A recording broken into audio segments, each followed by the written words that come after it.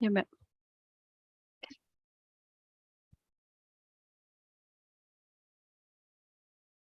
Ladies and gentlemen, welcome to visiting lecture today.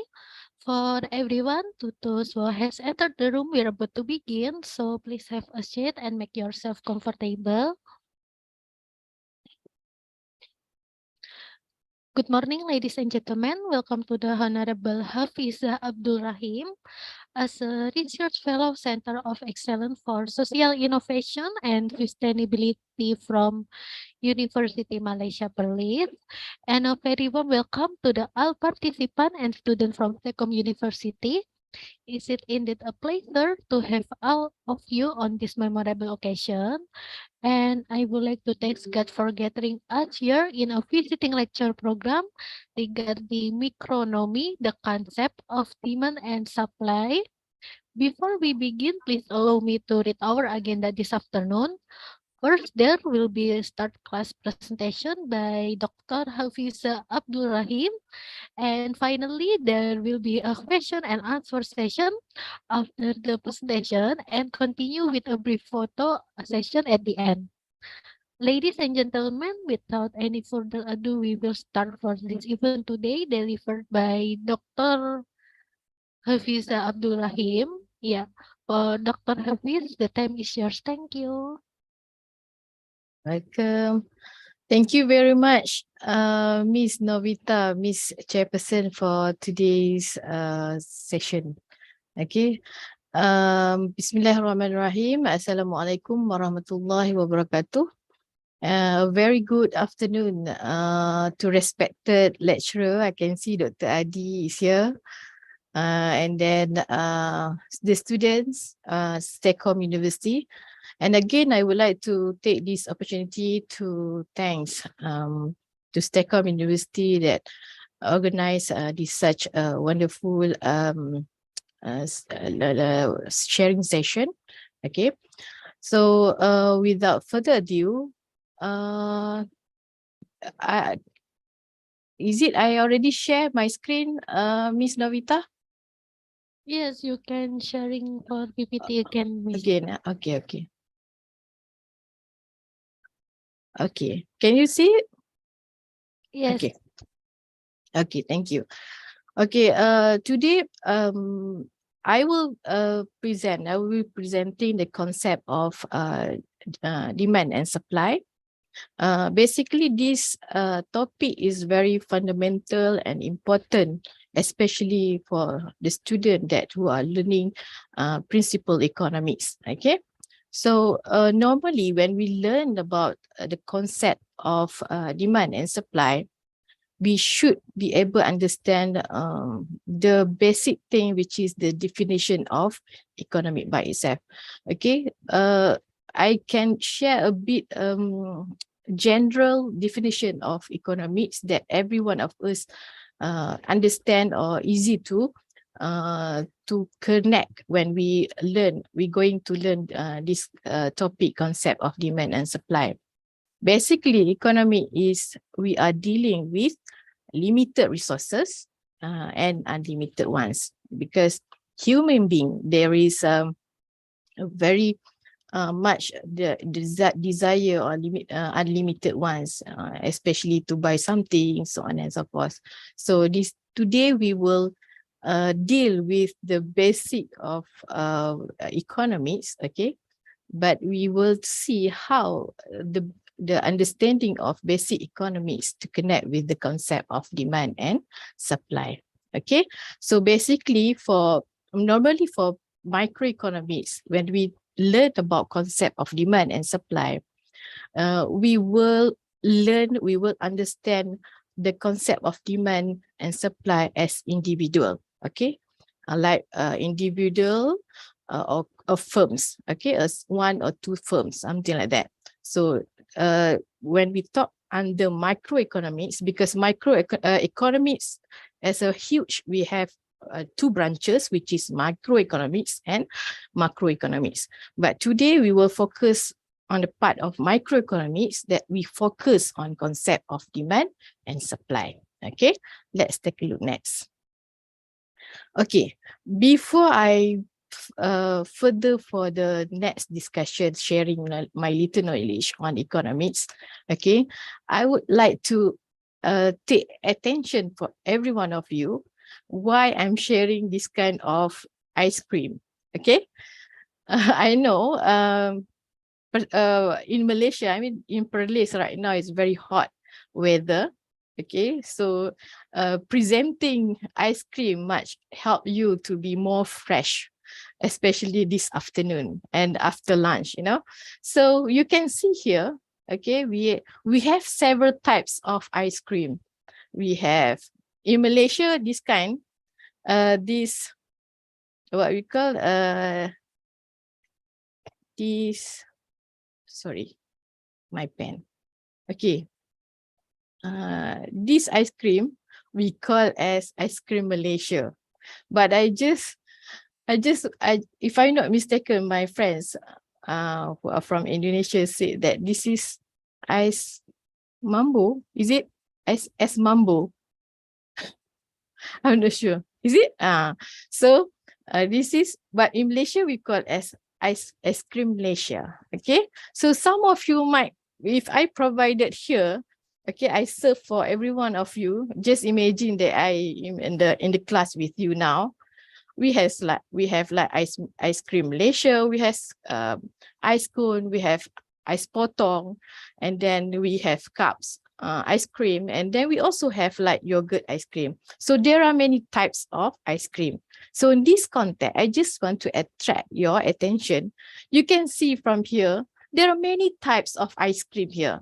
And then from that, we can see there is a demand. Okay, there is a demand for es mambo, okay, cone ice cream, cup ice cream, yogurt ice cream potong, and then we have ice cream, kacang merah, ice cream potong, ice cream kacang merah, so on and so forth. So we can see the variation, okay, the various type of ice cream. So meaning that this is there are the demand happen in this situation. So example of this ice cream, I want to what we can relate what we're going to learn today, what we're going to understand for today class. Okay, so basically I hope that before we end, or at the end of this class, okay, I hope all the students would be able to understand, okay, the effect of changes in price on the quantity demanded and quantity supply. Okay, so the student also would be identify the non-price determinant. What actually the non-price determinants that create changes in supply, demand, which result a new equilibrium price. Okay, so and also I will try my best to bring all the students would be able to interpret, okay, a supply and demand graph using supply and demand schedule. So what is the supply demand graph and what is supply demand schedule? So later on we will see one by one. Okay, so basically throughout this 1 hour lecture, okay, 1 hour sharing session, you will see this kind of term, okay, market, demand, supply, determinants, or other words than determinants. Perhaps if you can, you refer to other books, they mention as factors. Okay, so last but not least, we also will focus on shortage, surplus and shortage. Okay, now just now we are talking about ice cream, and then we're talking about the terms that we're going to learn for today. And then before that, we will try to bring ourselves, okay, in the context of economics, okay, the context of markets. Okay, so normally you can see the picture that I provide here is for Malaysia we call as pasar tani or pasar pagi, something like that. Where the place that we can see based on this picture, there is a interaction between among people, which is buyer and seller. So you just imagine when you enter the markets or pasar tani, okay, or pasar pagi, for example. So when you enter entering that place, you can see there are two types of people, which is people who are bargaining, people who are selling. So these two type of people we can see. The first one is the group of buyers, okay, that determine the demand. What kind of good or services that they need in that particular place that we are talking now. And then the second group is seller, which is a group determine the supply. Okay, so in this case, we can see there are two group of people, which is consumer, and at the same time, we can see the group of seller. Okay, so these two groups, okay, they are meeting in one place.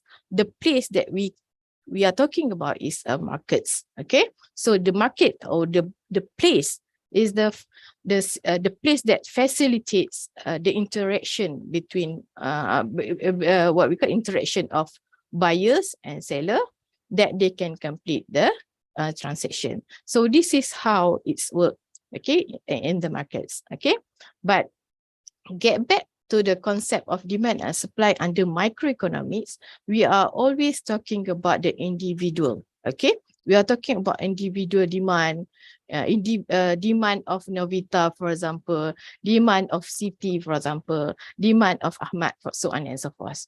Okay, so this is the concept, the understanding the meaning of the markets. Okay, so under the concept of demand, okay, so in here we can see that there are four important component that we need to understand when we learn about the concept of demand. Okay, number one that we going to understand is the fundamental, the most important under the concept of demand is law of demand. Okay, and number two, we will see how it's reflect, okay, the law of demand and quantity demanded. And then how this quantity demanded reflecting or representing in the schedule and the curve.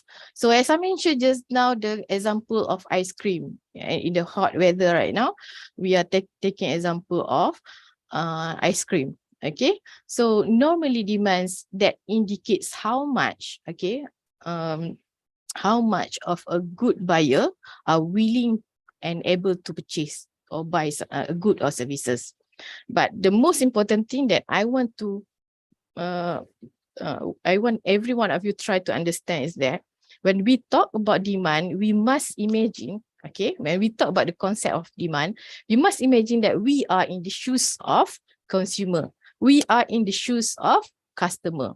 Okay, we must imagine that we are consumer, we are a customer.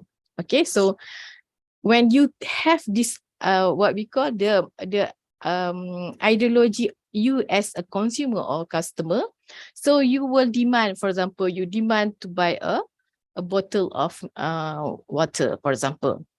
You demand to buy a pen, for example. You demand to buy a pencil. So this is how we try to understand the concept of demand, that we must place ourselves, okay, in the shoes of consumer or the shoes of customer.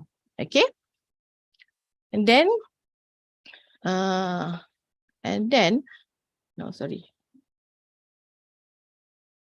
Okay, so here, okay, we start with the law of demands. Okay, so normally in demand curve, okay, they shows the demand curve will shows the important relationship between price and quantity. This is two components that important when we try to understand the concept of demand. Okay, for law of demand, okay, we as simple as a rational consumer or rational customer, okay, as price of mineral water increase, okay, for example, the quantity of mineral water, quantity demanded for mineral water will decrease.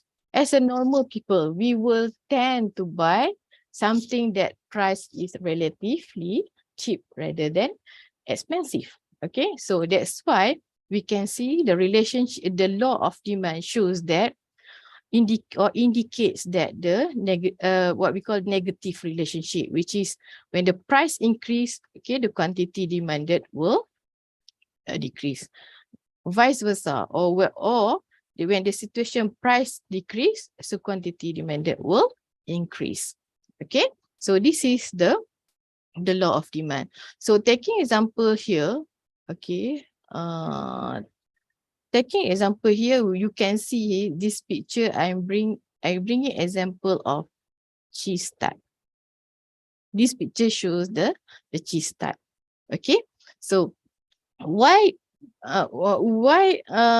we taking our food is because food is easier to giving you example that we demand for food. Okay, normally people will tend to eat. Okay, so I'm taking example of demand. Okay, so in this case, okay, example of cheese tart. Okay, so this case we can see this is we call as this table shows the schedule of demand.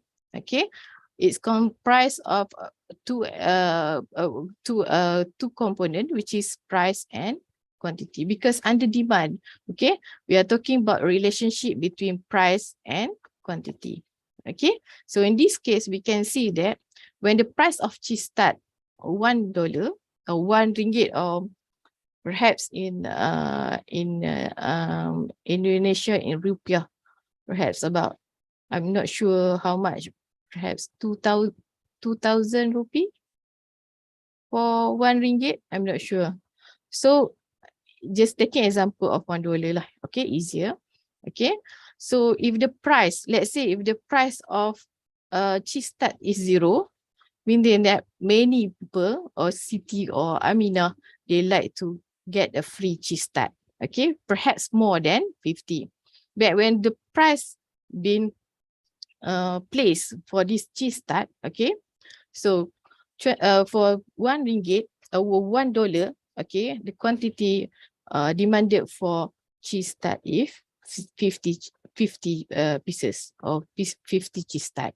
Okay, by the time we can see here, by the time price of cheese tart increased to RM2 or $2, okay, the quantity demanded decreased to 40 cheese tart.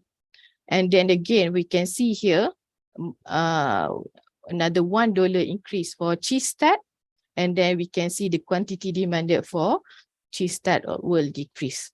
Okay, so you can see, because I want to show, but why I'm showing this arrow, I want to shows how the relation between the law of demand, okay, quantity and demanded. Okay, so we can see here when the price of cheese tart increased to $4, okay, we can see the quantity demanded decreased to 20. As far as the price of price of cheese tart increase, so we can see the quantity keep decreasing. So this is to show that the law of demand that we mentioned just now is when the price rise, the quantity demands will fall. Okay, so this situation shows the negative relationship for demand. Okay, so how we what we call, we denotes or we sketch the demand curve. Okay, so normally we will put the vertical and horizontal axis, okay, for quantity, and then P for price, and then we just denote all these 1, 2, 3, 4, 5. And then from here, we can plot each point for each quantity. So in this case, we can see that here at the price of $5, okay, the quantity demanded is at 10. Okay, so and then we can see by the price decreasing, so we can see the numbers of quantity demanded will increase. So this is, we can see the downward sloping of demand curve. So this is we call as the downward sloping is we call as demand curve. Okay, So the demand curve shows the negative relationship for between demand, price and quantity. Okay. So now we move to the next part, which is the factors or the determinants of demand. Okay, here I provide, here there are there are 5 determinants. Okay, there are 5 determinants of demand, 1, 2, 3, 4, 5, 6. Okay, so we start with the first one. Okay, so normally when we talk about how the demand affect what are the factors, what are the determinants affect the demand. Okay, before that get back here, we can see here the first factors, that the most fundamental factors that affect demands is price. We can see here, if the price increase, okay, we can see the demand will decrease. So we can see from here. But there are the things that we call as non-price. Okay, I put here non-price determinants of demand, which is, this is the factors, this is the determinants are not affected by the price. Okay, which is whatever happen, even the price is unchanged or remain the same, but we can see these determinants of factors will change the demand. Okay, quantity demanded.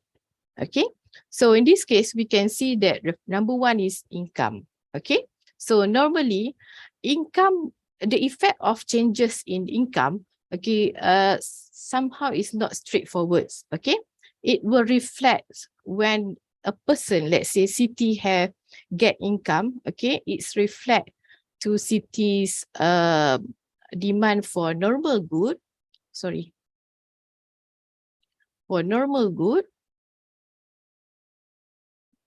and inferior good.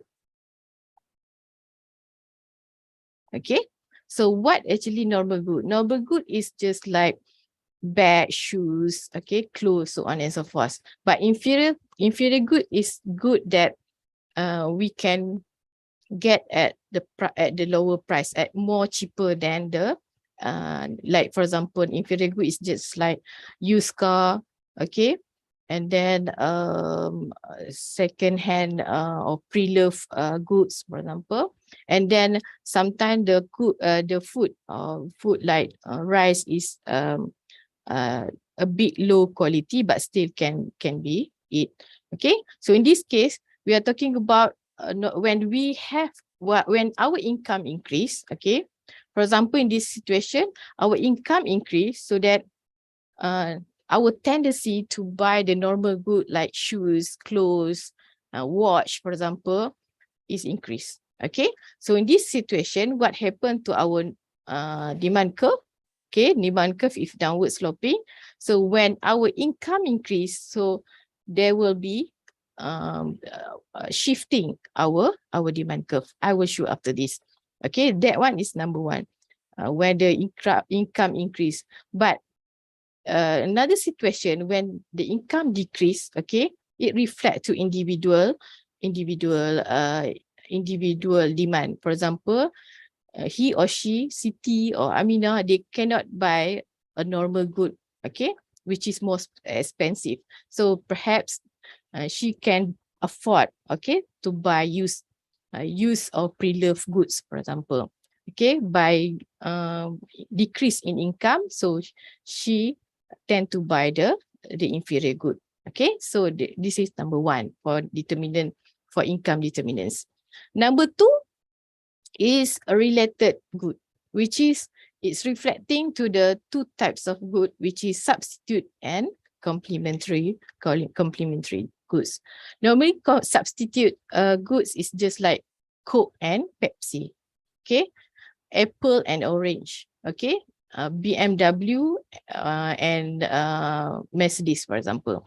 So this kind we call as substitute goods. Okay, when the price of Coke increase, so consumer tend to buy Pepsi. because they are substitute. In terms of taste, perhaps similar. Or some they 7-Up, okay, they substitute to the Sprite, for example. So this is how it's reflect for substitute good. Whereby for complementary goods, which is like in cartridge and printer, okay, sock and shoes, for example. So these complementary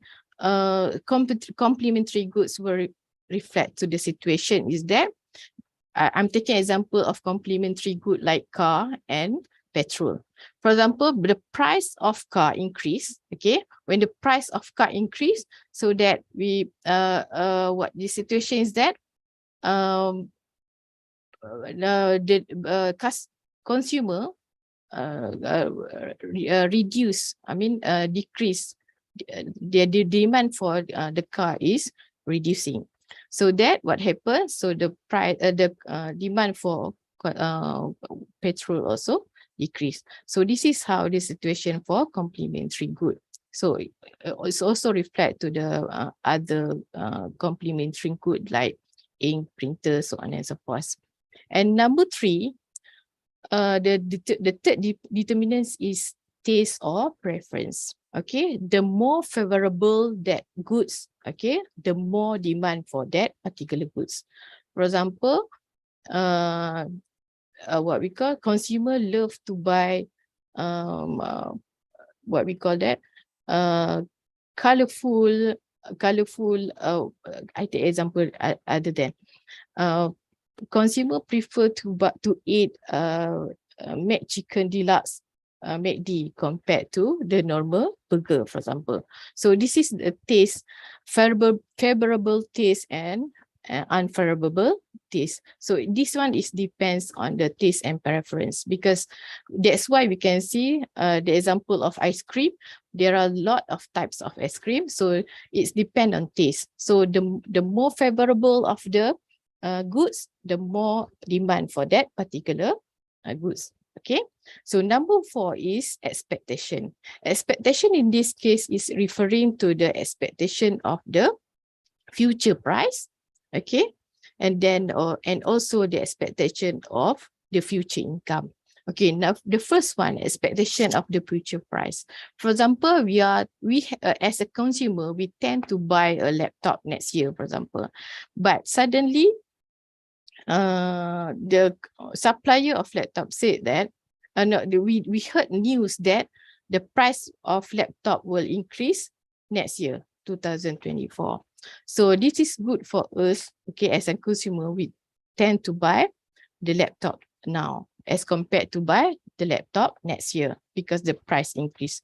As I mentioned, the concept of the rational as a consumer, we tend to buy the goods and services at the lower price. So the expectation, the price of what going to happen in the future, let's say next year, the price of laptop will increase. So we have tendency to buy up. We have tendency or we demand for the laptop currently or this year. Okay, and the second is expectation for income. Okay, for example, the government announced that next year, the staff of STEKOM University will get 50% bonus. Okay, so expectation the income for the future next month. So you will lead to the tendency as a consumer, we tend to demand for goods and services now. Okay, so this is situation and vice versa of the situation. But for example, let's say in the future that the price of computer will decrease sharply. So we tend to hold our demand. We tend not to buy now and we prefer to buy next year. Okay, by the time that they're promising the price of computer will decrease. That for the fourth one. And the last one is numbers of buyers. Definitely, the last determinant is number of buyer. The more numbers of buyer, the more demand for that particular goods and services. So this is the 5 determinants of demands. Okay, So how these non-price determinants of demands reflect to the demand curve. Okay, so here I'm showing you how the shifting of demand due to these 5 determinants, these 5 factors that I mentioned of income, related good, taste, preference, expectation, and numbers of buyers will will alter or will shift the demand curve. Okay, so as we mentioned just now, the demand curve is downward sloping. So we can see here, okay, the shifting of demand when the situation of quantity demanded shift due to non-price determinants, it will lead to the whole demand curve, which is the whole demand curve will shift whether to the right or to the left. Okay, so you have to understand this situation. Okay, because of these 5 determinants, okay, income, related good, preference, expectation, and numbers of buyers affect to the quantity of demanded. What happened to the demand curve? It will shift the whole demand curve, okay, which is the whole demand curve, which is alter the whole demand curve, whether to the right or to the left. Okay, but the difference is when the price due to changes, when the factors, the quantity demanded due to price changes, there will be only movement along the demand curve. For example, in this case, okay, for example, we are talking about the changes due the quantity of demanded due to the changes of this price. Okay, so we can see there's only movement along the demand curve, okay, along the same demand curve.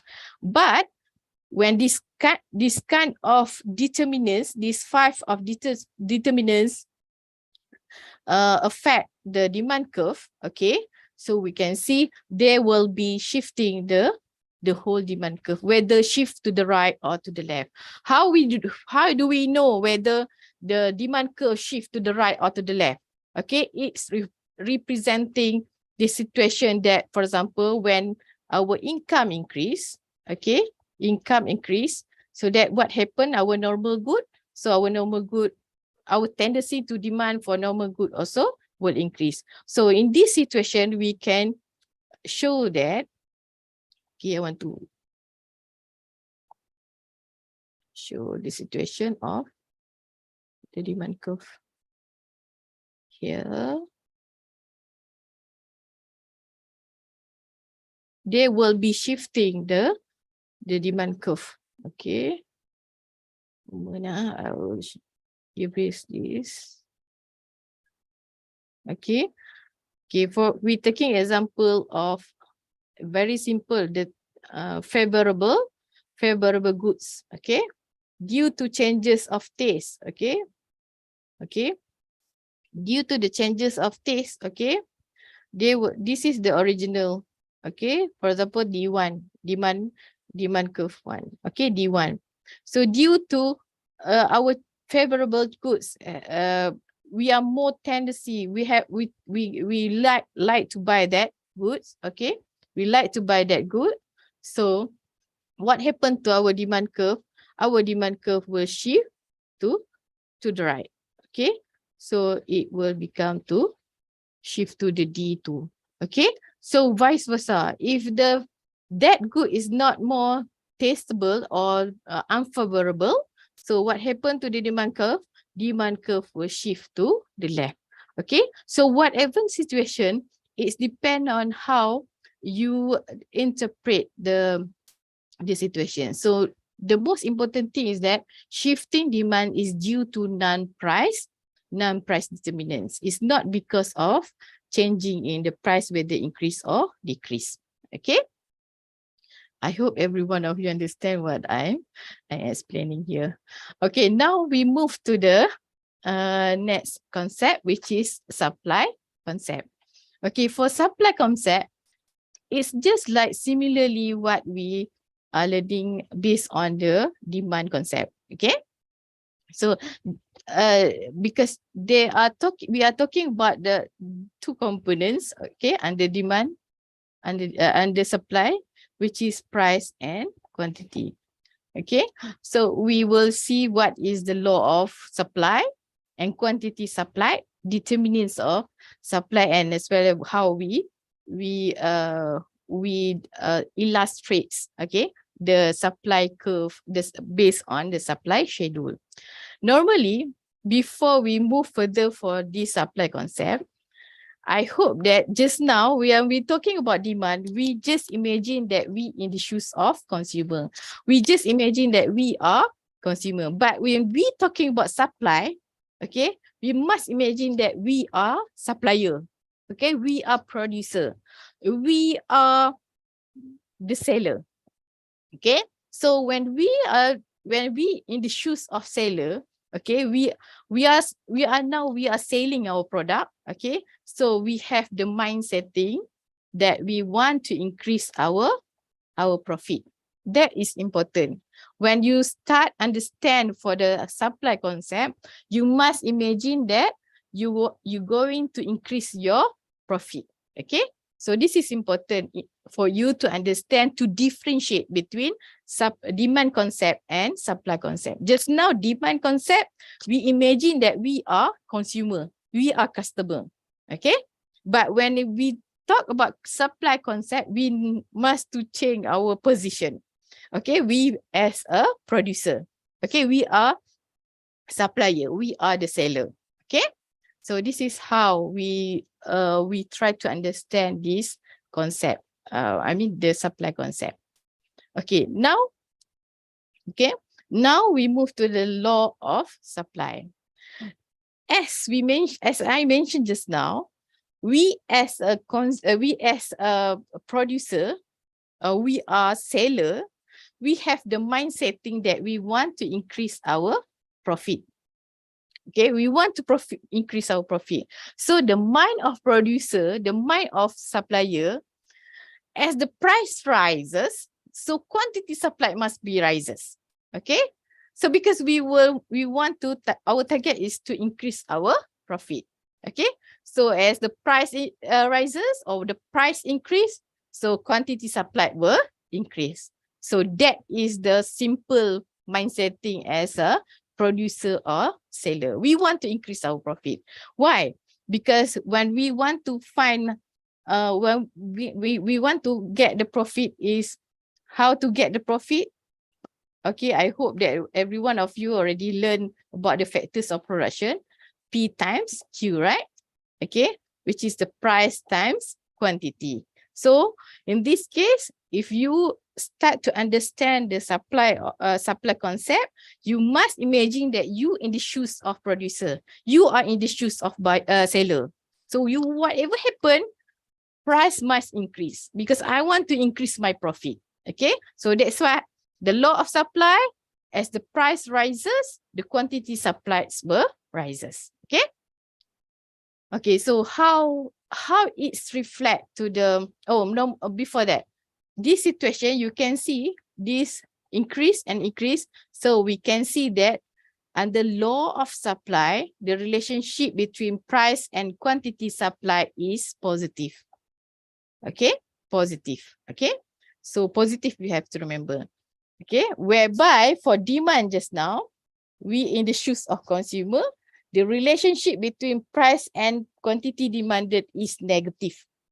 We don't like to have to buy any expensive products or any expensive goods. We tend to buy any goods and services at the cheaper price. That is in demand concept. But when it comes to supply concept, under law of supply, we must think that we want to increase our profit. So the relationship between price and quantity is positive. Okay, so what happened to the supply curve? Here, we are taking example of cheese tart just now. Just now, we are the one eat the cheese tart.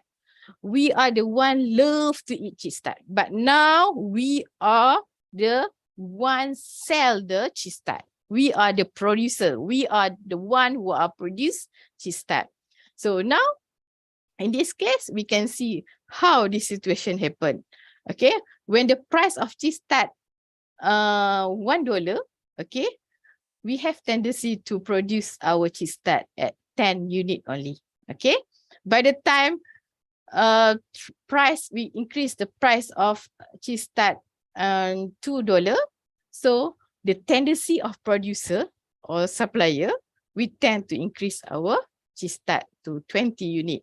Okay, so and then as far as the price of cheese tart increase up to $3, $4, $5, okay, we can see the quantity supply also increase. So we can see just now, okay, the situation is the quantity supply is increased. So that's why we call as relationship under supply, the concept, price and quantity is positive.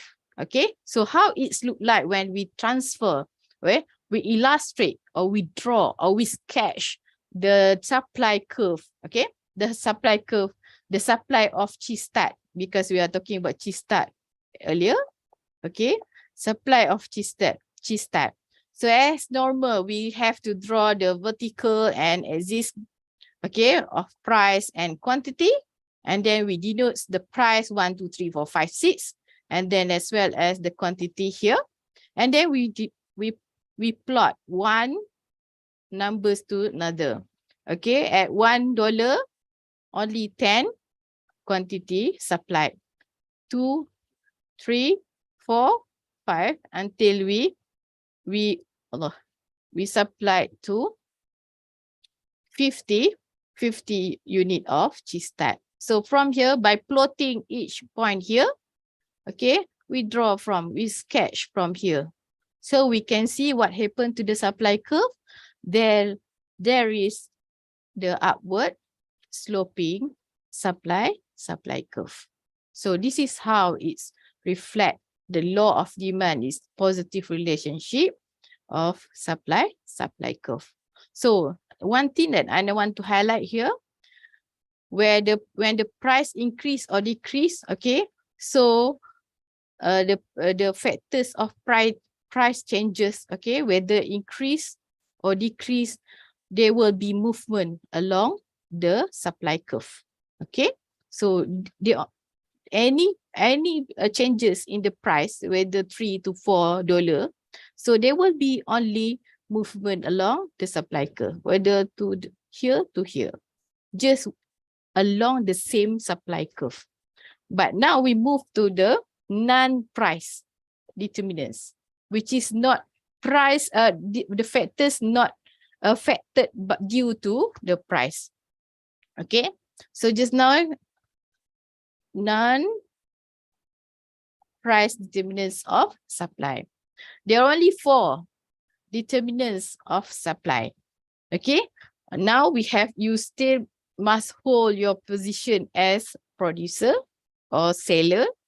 Okay, so number 1 is input price. Okay, when we want to produce a cheese tart, okay, cheese tart, we need flour, sugar, butter, egg. Okay, also because we have chocolate topping on the cheese tart just now, we also need chocolates. Okay, so this is we call as input price. The first, number 1 is determinants of supply due to input price. What happened actually when the input price will affect to the supply curve? Okay, for example, let's say the price of flour,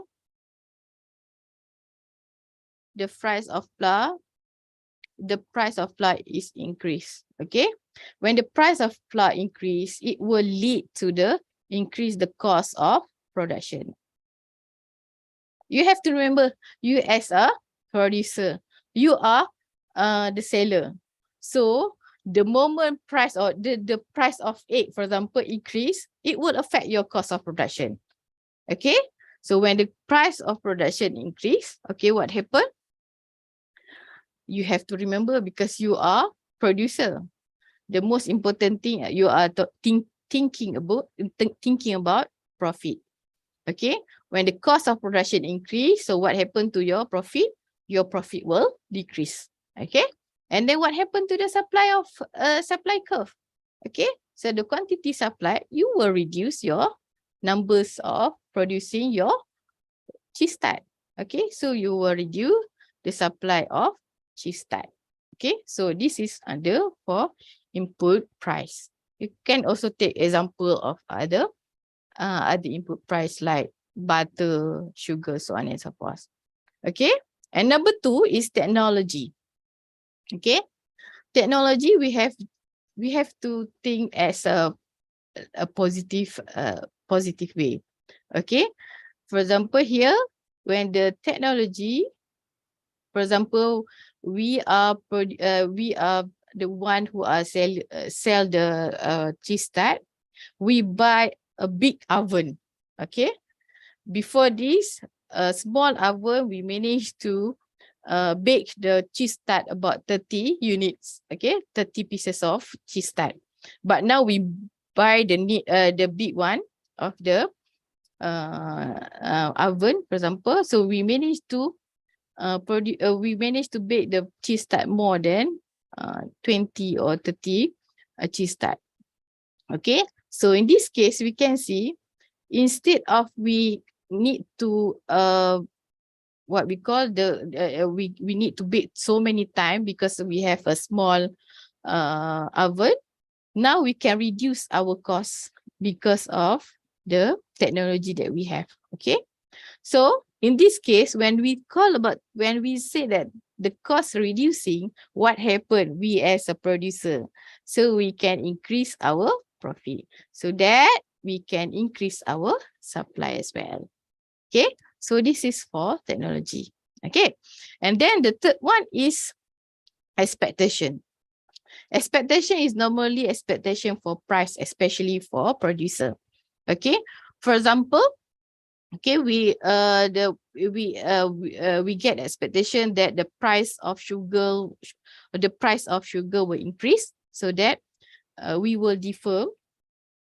The price of sugar will increase in the future, so we tend to supply now, because if we supply more in the future, it will reflect to the cost of production of producing our cheese tart. Okay, so this is situation of expectation of the price, and also the number of sellers. The more seller, the more a producer, the more supply of good in the markets. Okay, so this is for determinants of supply.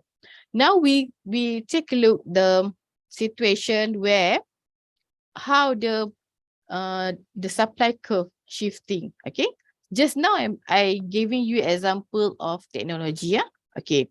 So just now we know we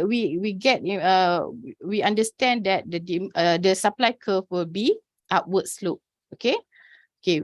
For example, in this case, we assume that, okay, here S1, we assume that the technology, okay, we get a new technology for our cheese tart, so that we can see that the supply of cheese tart will increase, so that the supply curve will shift to the right.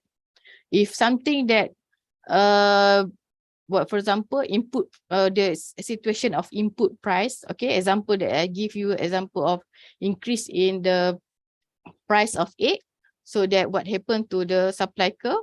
Supply curve will shift to the left, meaning that due to these four determinants, okay, it will bring the whole supply curve shifting whether to the right or to the left. Okay, how is the question will be look like for this supply concept? I will provide in the last slide. Okay, and just now we are talking separately about demand and supply. Now, for when we talking about market equilibrium, the situation where, okay, the demand and supply is balanced. Okay, in this situation, okay, we can see that we are taking example of cheese tart just now. Okay, So the quantity demanded, we plug together with the quantity supplied, and then we can see the what we call the balance quantity demanded and quantity supplied at the price of $3. Okay, at this situation. Okay, at this point, this intersection. Okay, so and what happened to this situation? Okay, at the price of 4, 5, and then the price of 2 and 1. Okay, in this situation shows the surplus. Okay, what is surplus? Okay, and this shortage. What is shortage? Okay, so now let's take a look. Here we can. I just show you how what we call the market equilibrium, which is intersection between supply and demand, and then surplus, equilibrium, and shortage. The situation of surplus happen when the quantity demanded is less than quantity supplied. Okay, so meaning that there are a lot of in the markets cheese type, but only less consumer want to buy our cheese type. So that is surplus. Okay, equilibrium, we produce 50 cheese type, and then we manage to get all consumer to buy all our cheese type. So this is we call as equilibrium, where the quantity demanded is equal to quantity supplied. And the last one is shortage. With the shortage, the situation is quantity demanded is greater than quantity supplied. This situation, many consumer, okay, want to eat cheese tart, but not much supply cheese tart in the market. So this is we call as shortage. Okay. So I think I already covered for the whole concept, demand and supply, and how it can be balanced. Okay, but in reality, we can say that it's difficult for us to find balance or equilibrium. Okay, so that's why we can see in Malaysia, for example, we got problem, we got a shortage of egg, for example, and especially during the big celebration. Hari Raya, Chinese New Year or Hari Raya, we got shortage of flour, sugar, so on and so forth. So we can see the situation. So in real situation, we can see that this concept of demand and supply, it's happened, is not only in the context of economics, it's not only what happened in Pasar Pagi, but actually it happened in our real life. So I'm providing some practice, the exercise for you to do it. Okay. I'm not sure because we already approaching 4 o'clock. Is it, Novita? We only have 1 hour, right? So perhaps we open for the Q&A session first. And then for those who are interested to do this exercise, inshallah, I will provide the answer, inshallah. Later, I will provide to Novita. So now I open for Q&A session. Thank you. Thank you for Mr. Hafizah. Yes. Hafizah, I'm sorry. No problem. Okay, yeah, for all audience, if you wanna asking question, you can raise your hand or you can write in room chat.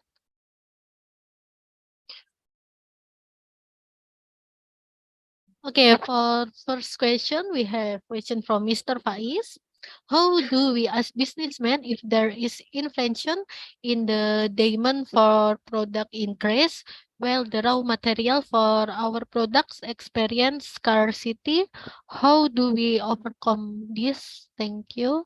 Okay. I answer this question first, okay, Miss Novita? Yeah. Okay, so Mr. Faiz asked about how do we as a businessman, okay, the situation of inflation, okay, the situation of inflation we cannot control, okay, now we have to imagine that we are businessmen. The situation of inflation we cannot control. We cannot control the price of our raw material, okay. So in this situation, definitely we are facing the situation of shortage, okay, that I mentioned just now, because how do we, especially businessmen, when they are facing this situation, the raw material shortage, okay, so perhaps they have to reduce the quantity supplied for that particular goods or services that they provide for the industry, okay, because it's not easier is because when as a businessman they have tendency to increase their supply of the product or services, okay, it will incur to the cost of production, and then it will reflect to the cost, the what we call the profit of their business as well. So in this situation, what I can say is that the situation of inflation that is a problem that cannot be controlled by in the microeconomic perspective, okay, because in inflation situation could be controlled, could be reduced, I mean reduce a bit in terms of rate by government, by the policy maker, like how government reduce tax or increase tax by implementing contractionary or expansionary policy. Because Saudara Faiz asked me combining between inflation that we cannot control in the country, but what as a what we call as a businessman, what we can do is that how we can reduce the numbers of goods or services that we produce for our business. That is my answer. Okay. Okay, thank you for answering. And the second question from Miss Febriana. Okay, like in South Korea, kimchi is a mandatory food for the people there. So mustard stock is smell. We ask kimchi seller, do we have to increase the price or the same price with a reduced portion? Thank you. Okay. Okay. We have apa ni favorite Korean food favorite here. Okay. Kimchi is a mandatory food for the people there. So much. So small. Okay, in this situation, okay. This situation that this situation is representing people in Korea, okay. That the kimchi is their, like, you know, makanan ruji, is that okay? So in this situation, kimchi seller, as a kimchi seller, do we have to increase price? In this situation, as a, if you are okay, so I don't want to I'm not sure this kind of question look like, but I have to answer fairly based on demand side and supply side. Okay, if we are consumer, we like to eat kimchi, okay, so it's reflecting to our taste, that the determinants of demand just now. Okay, one of determinants of demand. Okay, so if the mustard stock is small, perhaps, okay, because we have the what we call substitute, okay, substitute goods, perhaps this kind of consumer, instead of buy this kind of types of kimchi which having a small mustard stock, okay, and then perhaps this consumer can change to another consumer. Okay, and then another one is, do we have to increase the price in this situation? I'm not sure, because where we as kimchi seller, now you are talking about you as a producer, you as a seller, okay, the increase the price of kimchi is depends on your quantity demanded as well. But if you increase the price of kimchi, okay, do you think that the what quantity demanded will increase?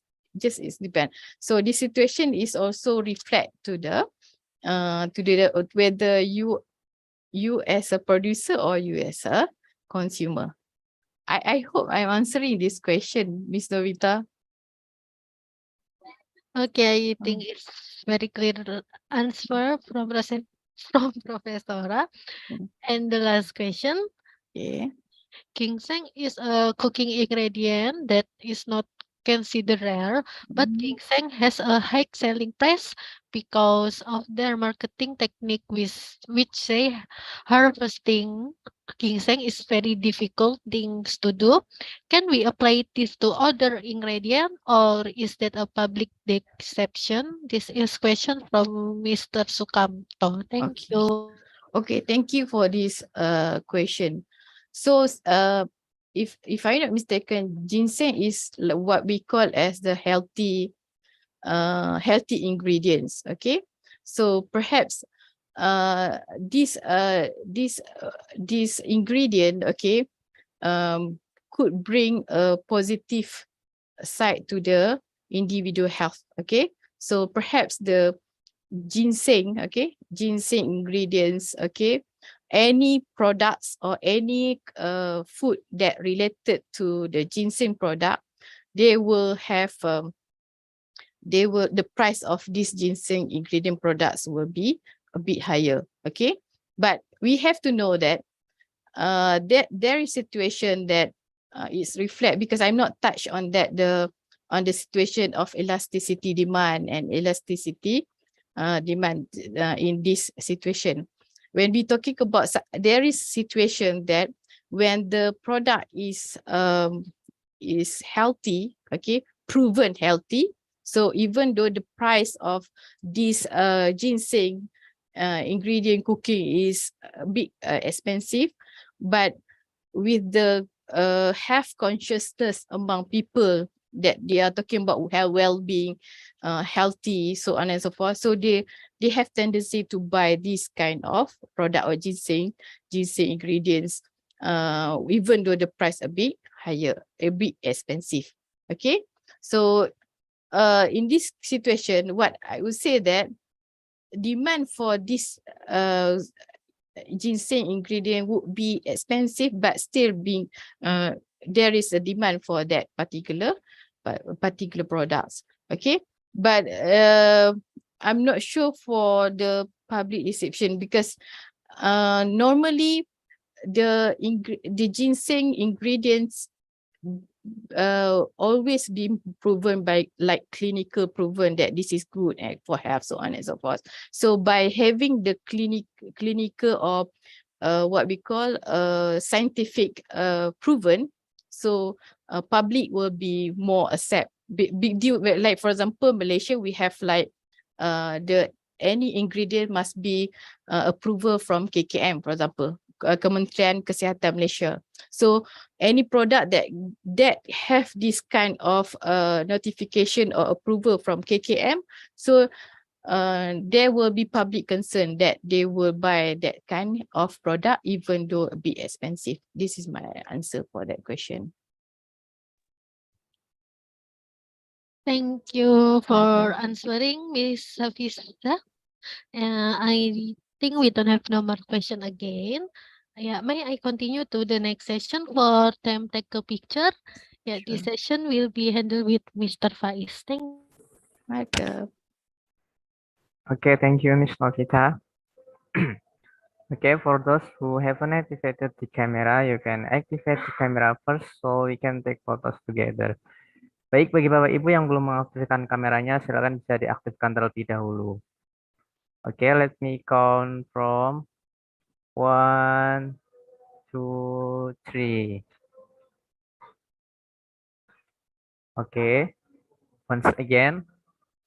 1, 2, 3.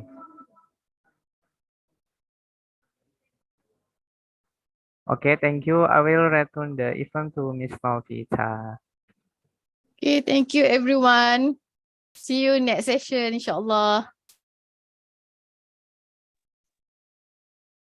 Finally, we come to the end of visiting lecture today. We would like to say thanks again for Miss Hafizah Abdul Rahim for their wonderful information. Thank you for sharing your knowledge. We hope this information will be beneficial for our audience, and I hope we can meet again in another event in the future. So I would like to thanks for all participants for attending this class today and making this event more interesting. At least we hope to have more collaboration in the future. The visiting lecture for today ends here. We hope to see you soon. Thank you and have a nice day. Thank you. Bye. Goodbye.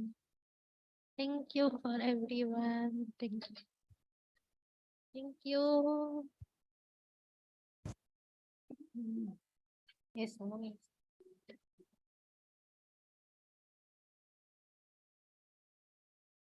Baik, yang belum absen bisa absen terlebih dahulu. Link absen sudah tertera di kolom chat. Sebelum saya akhiri, sekali lagi bagi Bapak Ibu yang belum absen, bisa absen terlebih dahulu. Absen sudah tertera di kolom chat.